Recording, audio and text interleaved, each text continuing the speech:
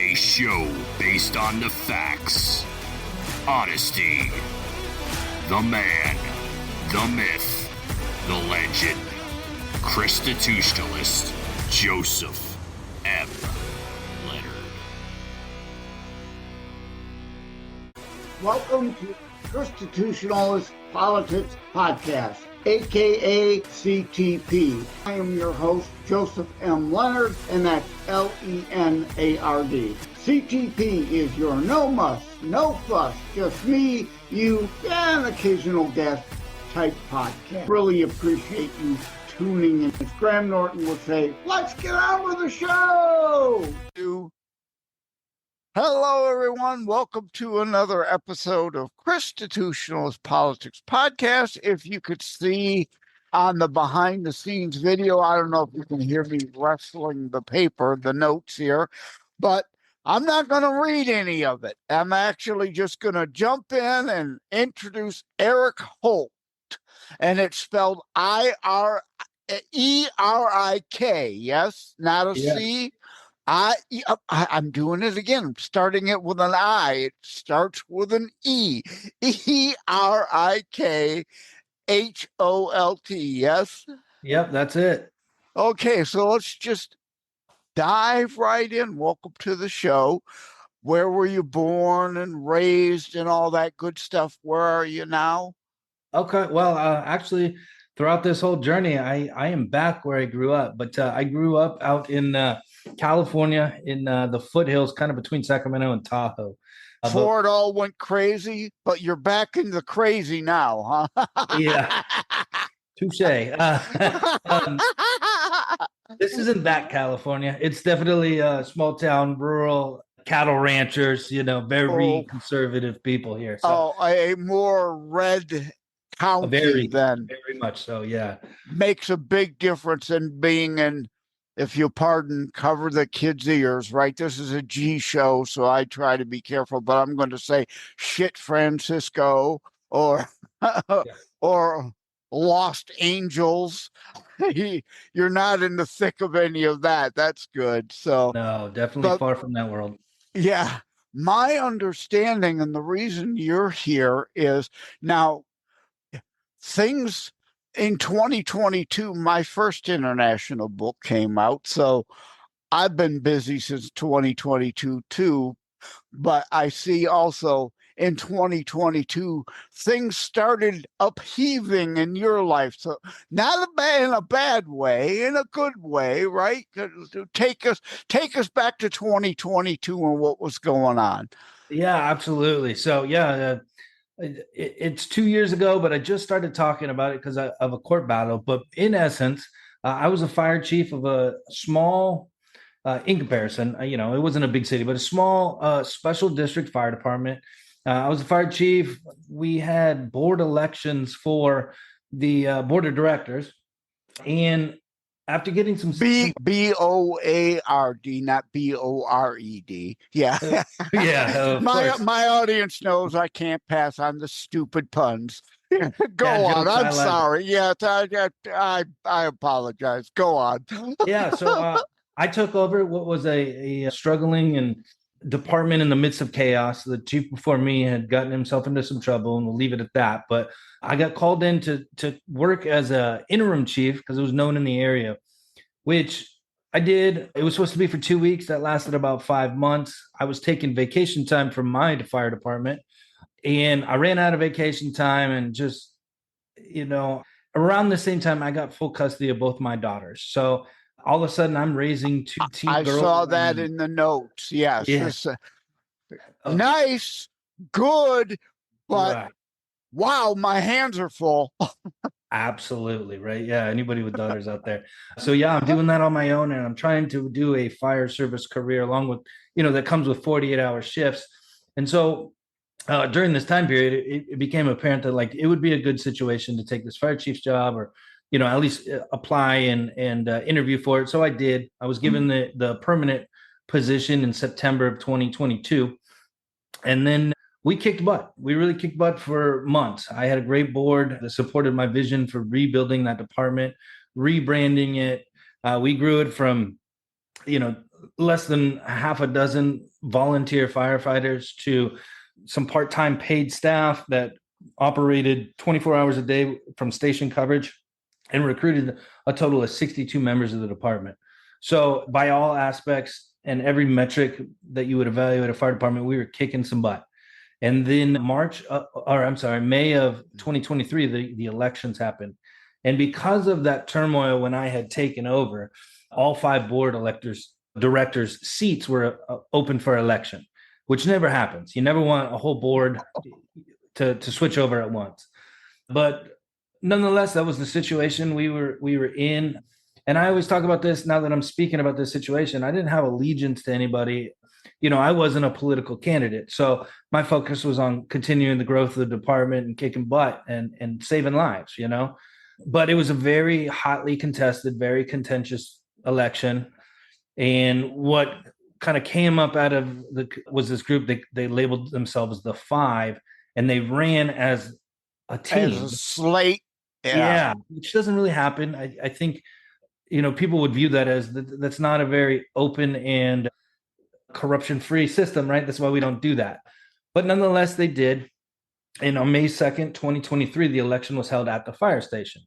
Because it was so contentious and this opposing party had tried to pull me in negative ways, it was decided that I had nothing to do with it. And so the only reason that I ended up at the fire station during the election was there was unfortunately a gentleman that suffered a cardiac arrest. And so he had a heart attack. We were doing CPR, and the fire station is where we landed helicopter medevacs. And so I was there for that. The gentleman did not make it.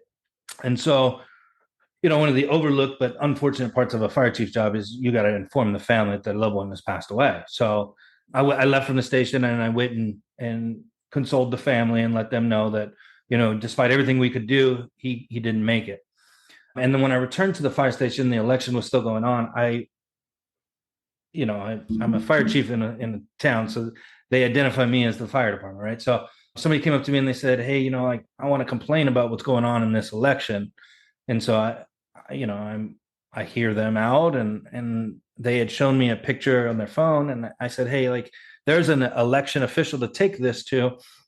Let me take you to that person." So I did, and then kind of went about my day after that. And then shortly thereafter, that evening, it was announced that the 5 incumbent or non-incumbents, the party of 5, was declared the winners of the election.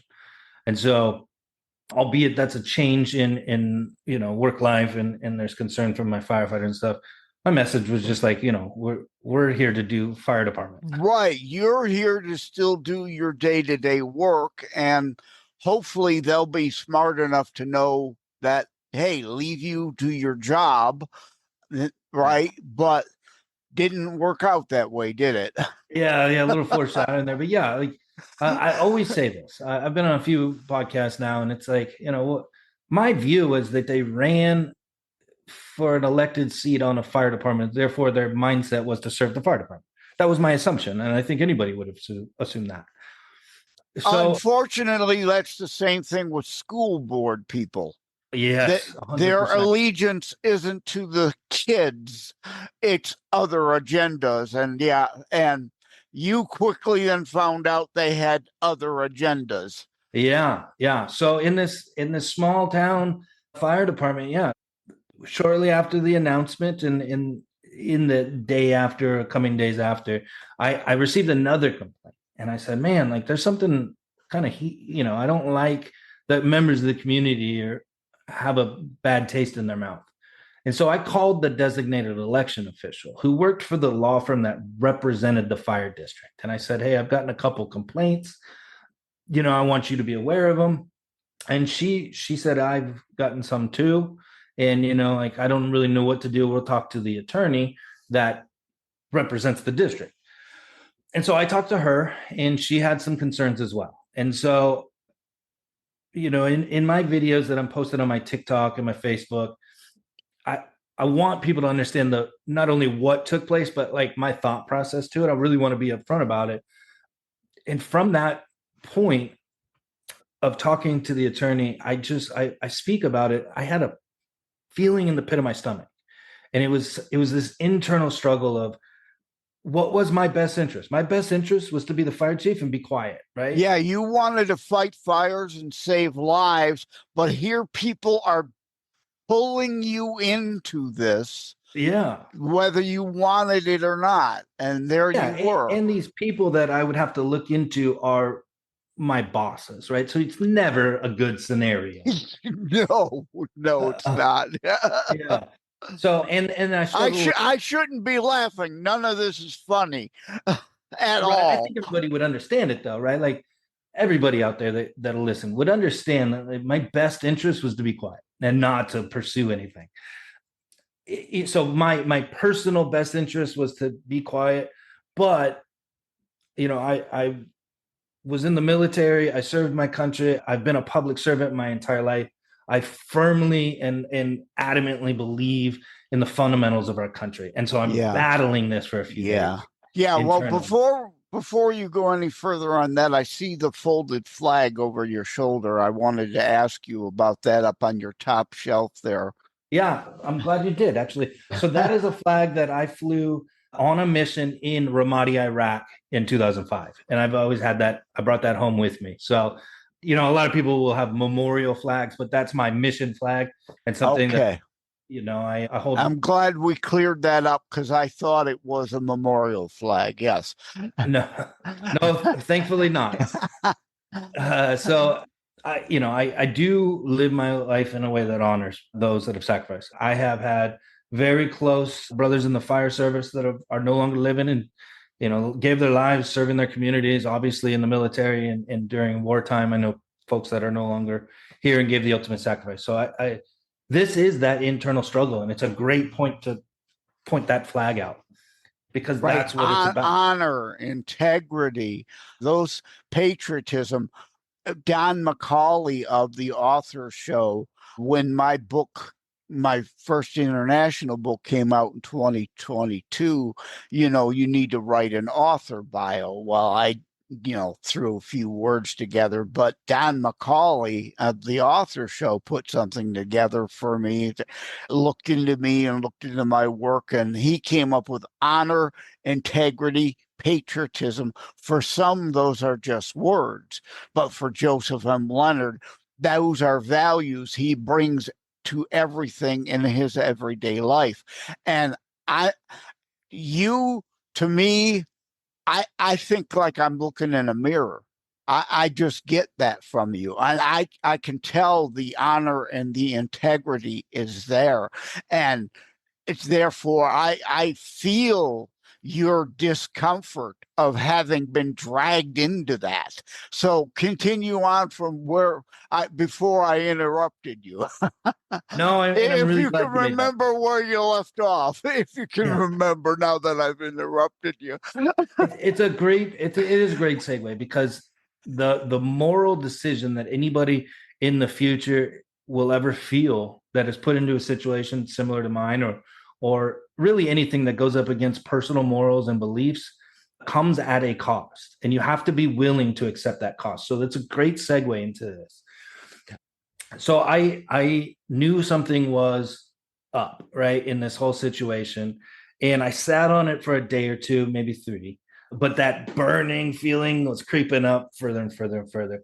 And so one night I tucked my girls into bed, kissed them goodnight, lay them to bed, and I'm just kind of sitting there in the quiet and evaluating things. Like I talk about this on my Justice for Holt videos early on. Was I'm consciously sitting there and I said, if I look into something, I know if I found something, I'm not capable of not doing anything. And it's against what is my best interest. And this is how I raised these 2 girls that I just tucked into bed. And so this isn't an easy decision. Amen. But here's that set an example moment. Exactly. Right? Exactly. And so I know of, because I work there, that there's a security system and the election was held there. And there is a contracted third-party company that's local that operates that and stores it.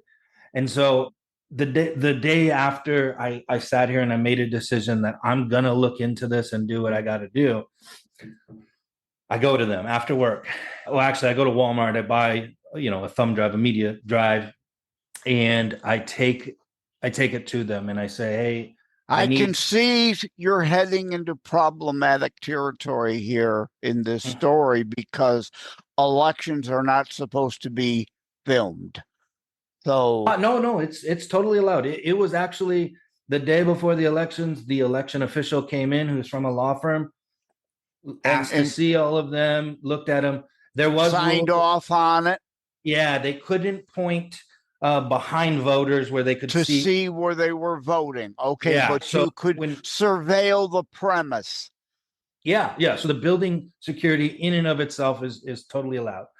It does not violate anybody's ability to vote in a secretive fashion. And so I went and I said, I need to pay for this. This May 2nd between these hours on these cameras. This is what I need. And so you didn't file a FOIA because you were dealing with a private company, right? So correct. This wasn't a government agency where you would file a FOIA to get that.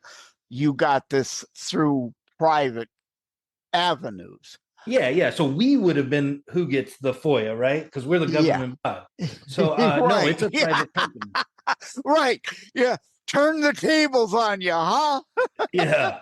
And that comes up. We'll talk about that. But no, it's a third-party company. Like they're a for-profit business. And so, and the fire station is a publicly funded building. So there's no hiding of anything, right? So anybody could have gone and said, hey, I want the footage of this. It just so happened to be me.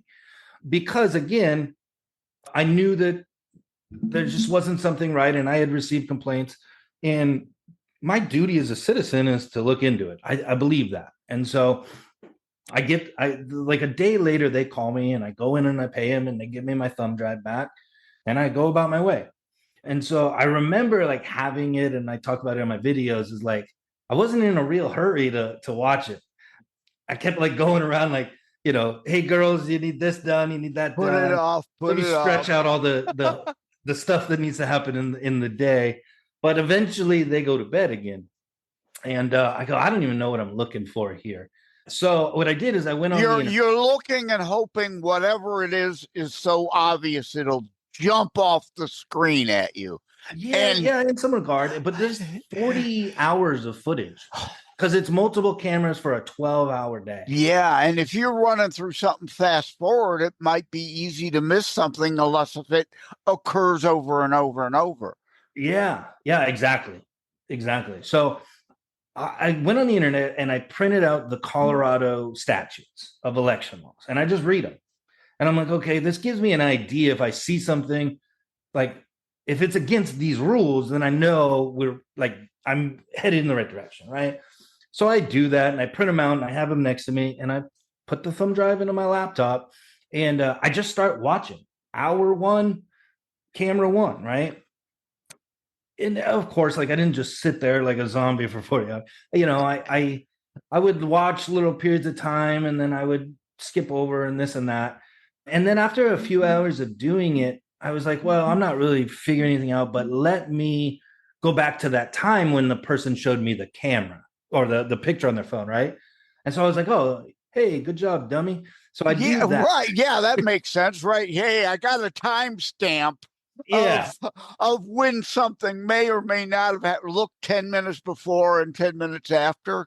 So, yeah, quite literally. And boy, here's where knowing a current IT guy that's good into AI would have been able to help. You could have fed in the statutes and fed in the video and said, hey, AI, look for violations of this, right? You didn't have that, unfortunately. And I've been out of IT so long.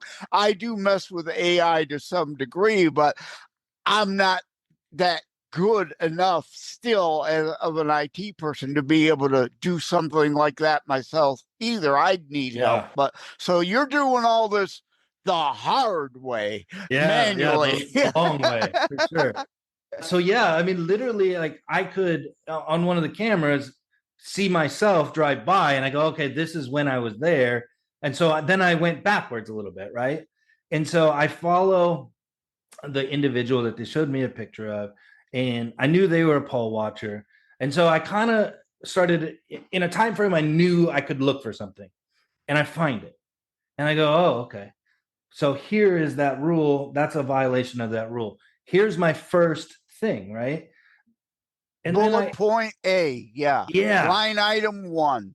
And then there's more to come, I take it, right? Oh, yeah. So I do this kind of exercise, and again, it's 40 hours. Sometimes you got to rewatch to catch something else. So it takes me, I would say, probably 2 days of like when I had time to do it. But as I would find something, I go, hey, wait a minute. That's a bullet point, like you just said, for this rule violation.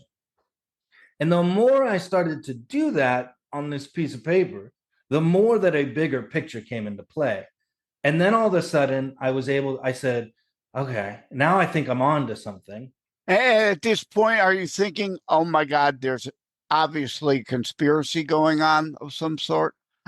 So this is, you're getting right to that point. I said, okay, there's enough. I know. I have the bad habit of wanting to skip ahead. Yeah. But it's so perfect though, because there is a light bulb moment. And so I looked at this paper and I said, okay, I can match these to this list of rules. Let me watch these time blocks that line up and on their different cameras. So I would know the time on camera 1, and then I would switch to camera 2 and pick it up.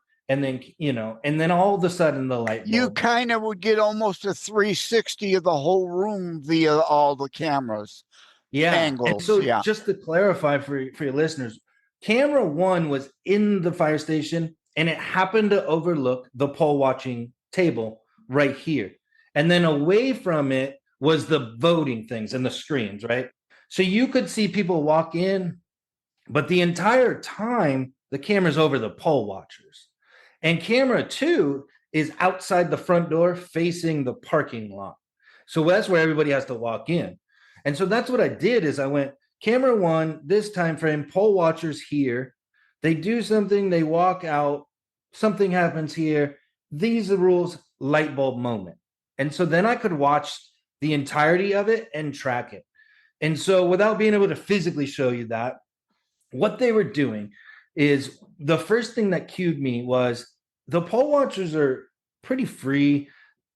The first thing I caught well, I got to clear something. Now, the poll watchers are usually party people.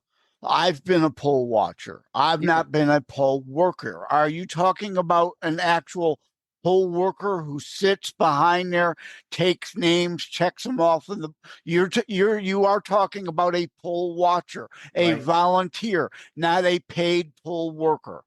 Correct. Poll watcher for the candidates that all this stems around. Like they picked them.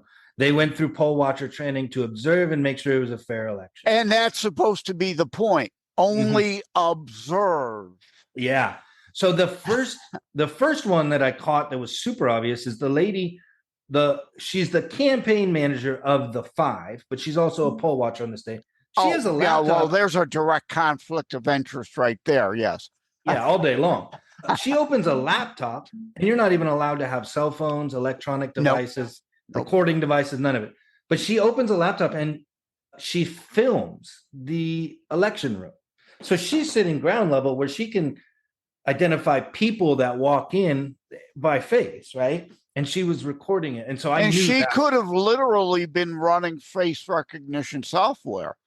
Well, I don't know, right? Yeah, we don't know. Yes.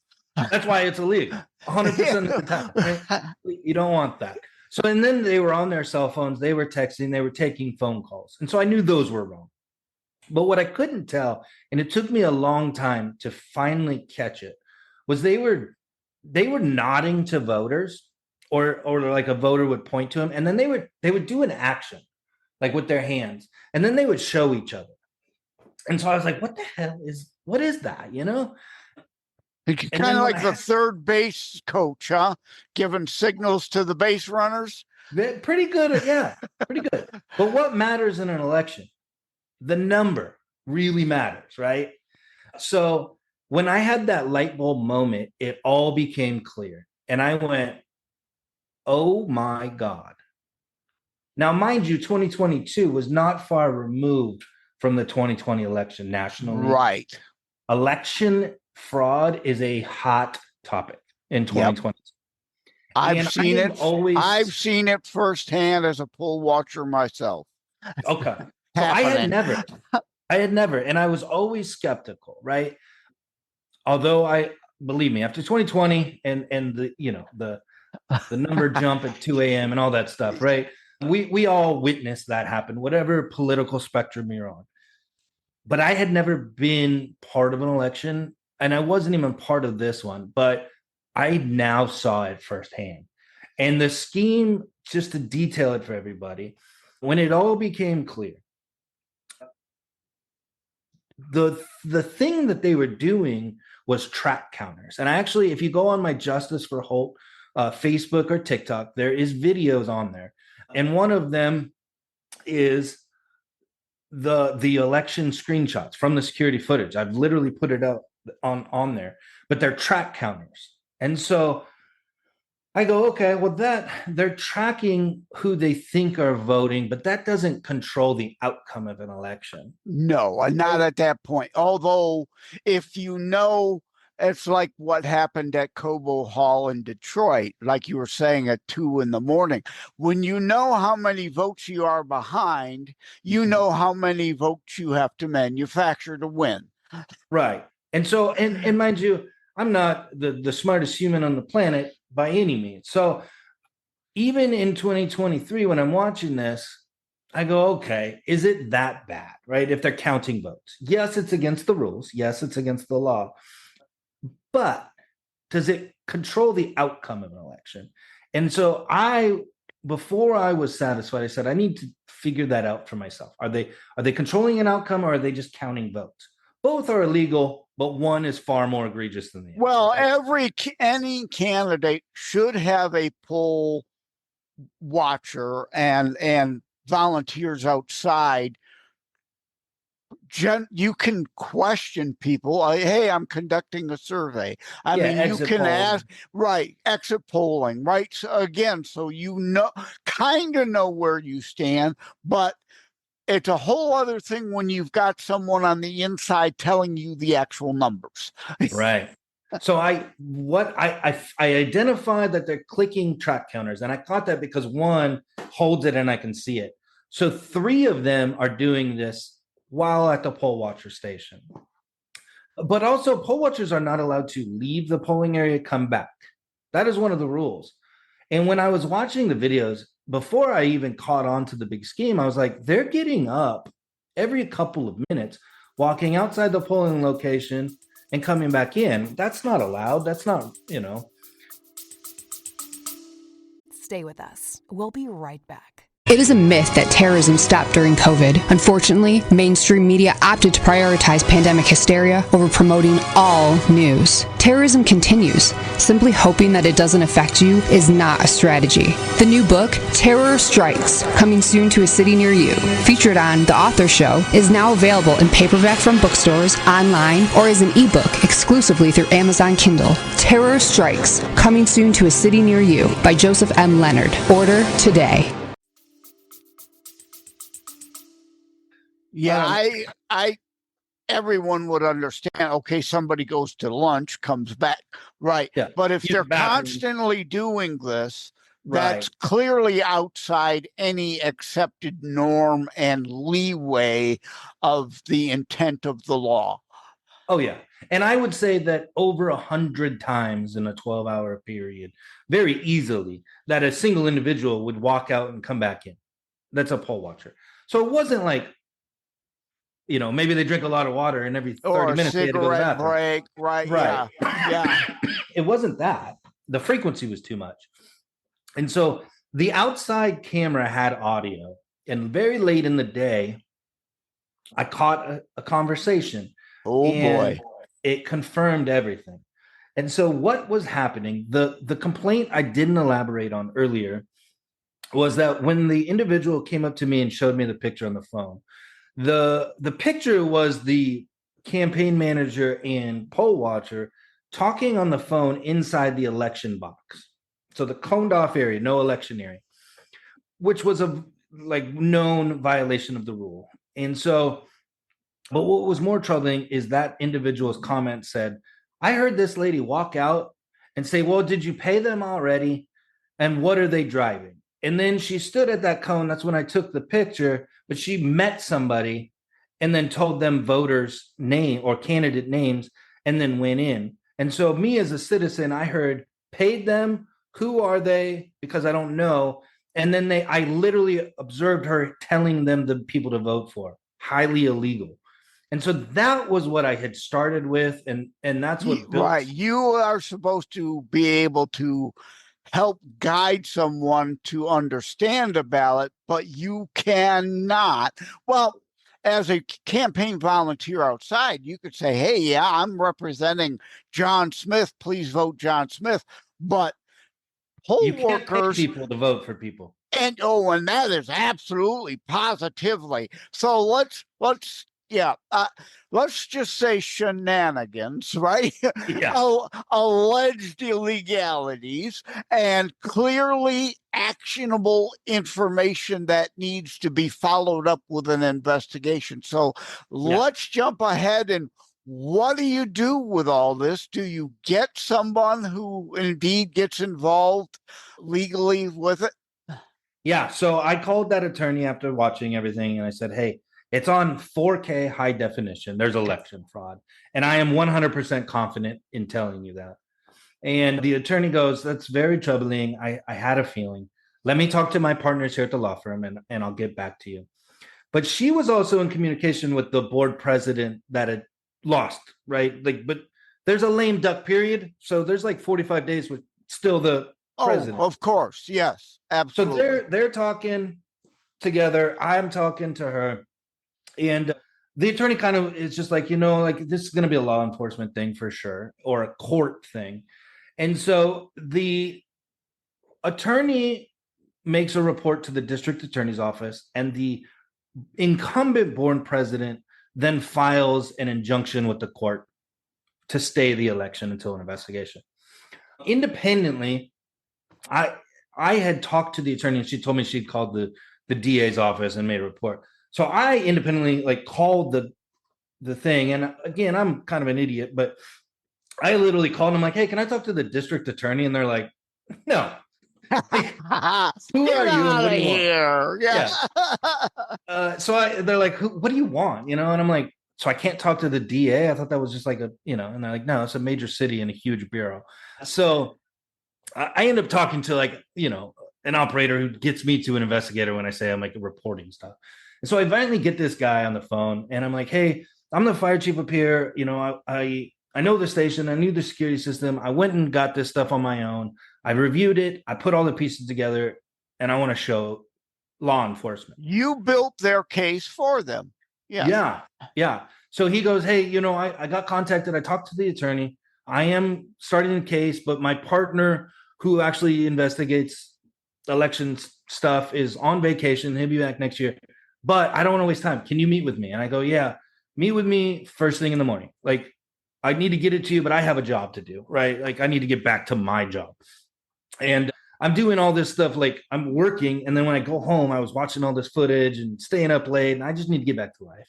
So I meet with him at 6:30 in the morning. And I just put in the thumb drive and I start playing it and I start pointing him to very specific things that I had found. And I had printed out the rules and I gave it to him. And so we did that. And just to make this a quick bit, if anybody's ever been around law enforcement, they're just normal people that love to laugh and joke until it's work time, right?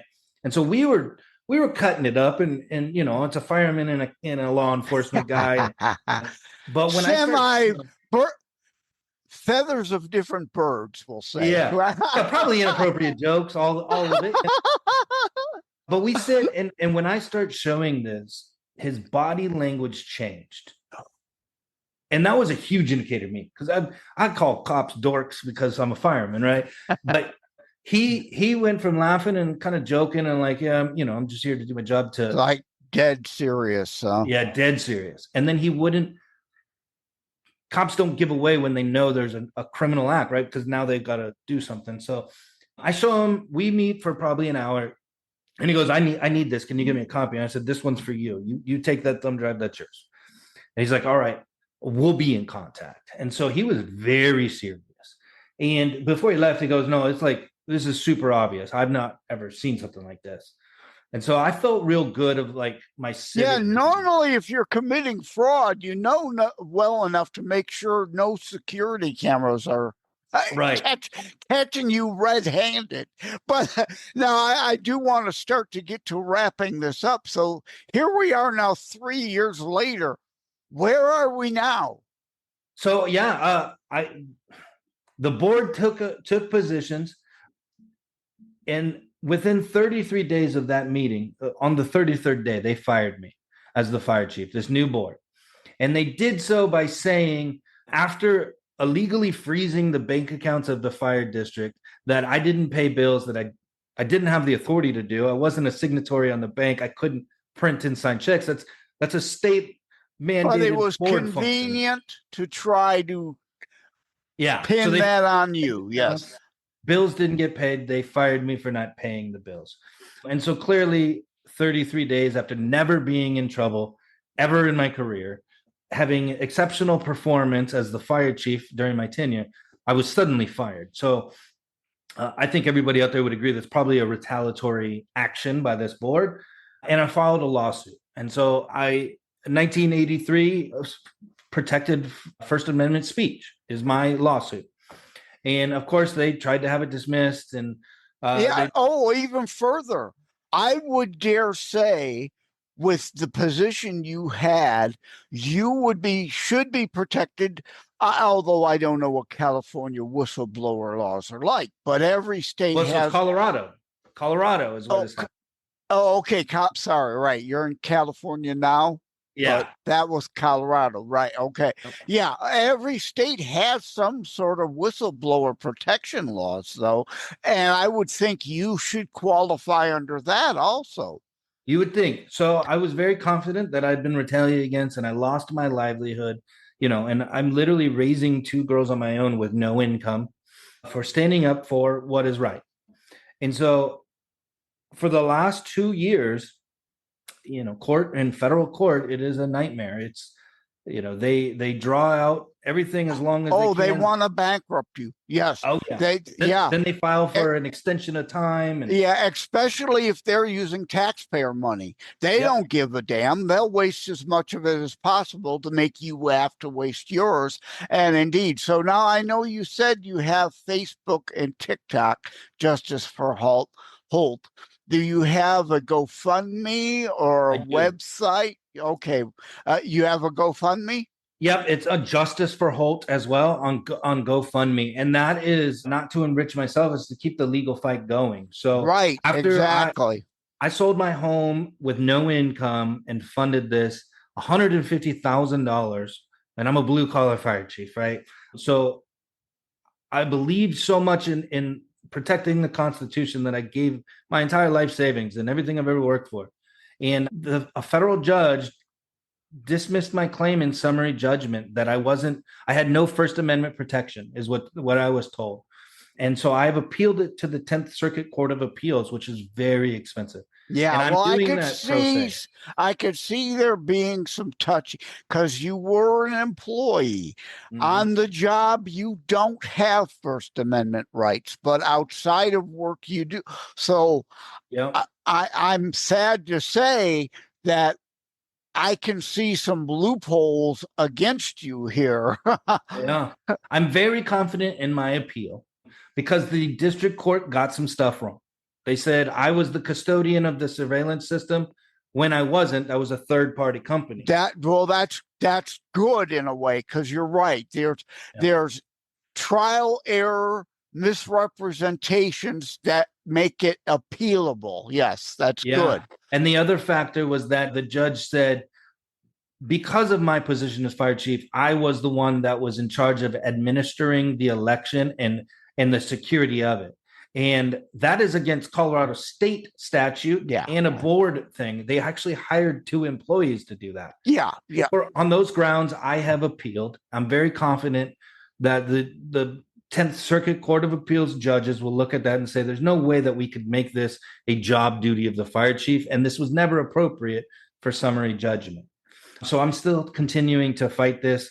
I am pro se, which is a very intimidating thing when you're not an attorney, to be at the 10th Circuit Court of Appeals. But I will continue to fight. That's what the GoFundMe is for, is I ran out of money to the point of, understandable how and why. Again, yes, lawfare. The left is really good at it, and they do. They'll file all kinds of pleadings and whatnot, and delay, stall, delay, dodge, deflect, deny, try to drag it out, try to bankrupt you, hoping you'll eventually give up and go away. So I'm glad you're not. So in concluding things up, again, Justice for Holt, fascist book, TikTok, as long as it remains around, if that sale goes through or not, or if it gets shut down. But GoFundMe, Justice for Holt, is the best way for people to help you out at this time. Yeah. And, just like you said, they're going to play lawfare. And I hope that, if nothing else, I can prove to people that patriots of this country will unite to support people, whether it's $1, a $5. I've had a $5. Hey, 1 million people just give $1. That you'd be in good shape if you could, right? So indeed. Please help me fight that battle. Yeah, thank you, Erik, with a K, not a C, Holt, Justice for Holt. Good thing you left your first name out of that. We don't have to worry about the C or the K there. Right. H-O-L-T. Not Holt. Yeah. H-O-L-T. Yeah. Justice for Holt. H-O-L-T. And please help me build an army to not only get that footage out there, it's on Facebook and TikTok for everybody to see. I'm not hiding it. And it's not just about your case. This is all the election integrity and election fraud cases that have to be fought. Every single one of them have to be fought. People need to go to jail for the fraud and malfeasance and the violations of the law that you're pointing out. But I take it today, nobody's been arrested and charged. Nope. For the record, you said no. And for the benefit of the transcript and the audio, while you said no, you were shaking your head no. So we'll make sure that that's clear. All right. Thank you, Erik Holt, for coming on. I appreciate your time. I wish we had more time, but if these shows get too long, it won't do you any good because nobody will listen. Right? I do know that. I appreciate you. I appreciate everybody listening. Thank you guys so much. Take care. God bless. You too. Thank you, brother.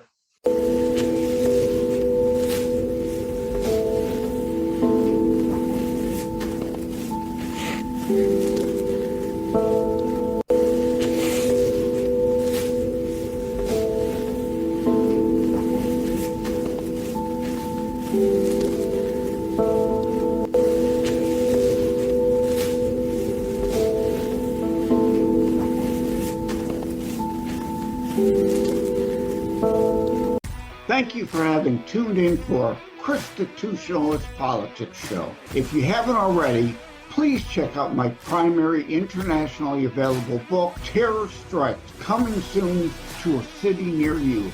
Available anywhere books are sold. If you have locally run bookstores still near you, they can order it for you. And let me remind, over time, the fancy high production items will come. But for now, for starters, it's just you as a very appreciated listener by me. All substance, no fluff, just straight to key discussion points. A show that looks at a variety of topics, mostly politics, through a Christian U.S. constitutionalist lens. So again, thank you from the bottom of my heart. Take care. God bless. Like and subscribe to Constitutionalist Politics Podcast and share episodes. We need your help. Wham Radio, 1600 AM and 92.7 FM is your conservative flamethrower. Weekdays, Steve Gruber starts things off at 6 a.m. Gruber gives his perspective on the issues of the day.